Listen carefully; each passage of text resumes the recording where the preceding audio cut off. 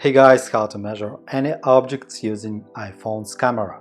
It's very simple. Let's go. To do this we need to use utilities, and here we need to use a default iPhone application measure. Open it, application, and let's, for example, measure iPods. How it works?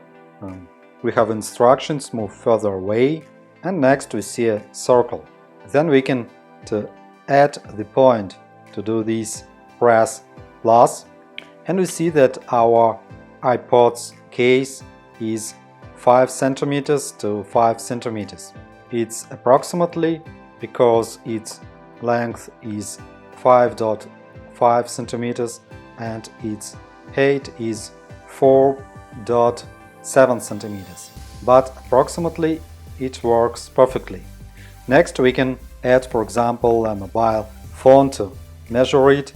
To measure it, in right top corner tap clear, and then we see the point in center of circle. Move it to end of our phone, and next tap plus. After that, move it to the start of our phone and tap plus once more, and we have a length of our mobile phone. We can measure any objects. You can measure your height or the height of any person. Hope this video was helpful. Thanks for the watching. Like, subscribe. Have a nice day. Good luck. See you soon.